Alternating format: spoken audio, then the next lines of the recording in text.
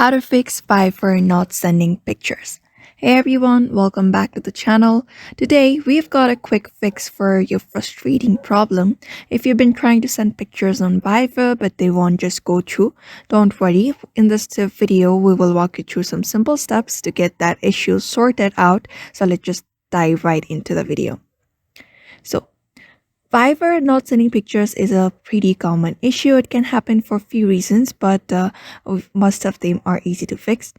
First thing you want to do is check your internet connection. If you're on a mobile data, just try switching up to a Wi-Fi or vice versa.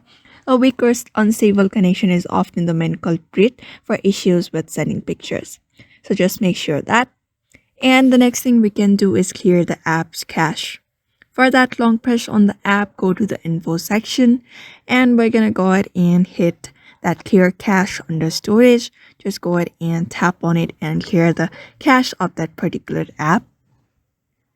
The next thing is we need to make sure our Fiverr app is up to date. So head over to Google Play Store app and make sure your app is up to date. Hit the search for Fiverr and look for updates. So if there is any kind of update available, just update it up to date and it may try fix your issue, your bugs, and improve your performance. So keeping the app update is very much essential. So the next thing is you need to check your pictures, files, and format. Like maybe the Fiverr has limit on the size of the photos you can send. So if the file is too large, it may not be sent.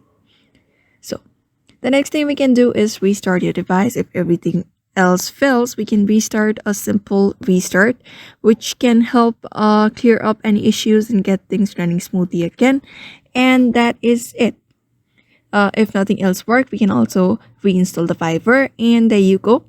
Hopefully one of the steps will get your picture sending again on Fiverr. And if you found this video helpful, don't forget to hit the like button, subscribe for more tips and fixes. And if you have got any questions or still having trouble, drop a comment below and I will be happy to help.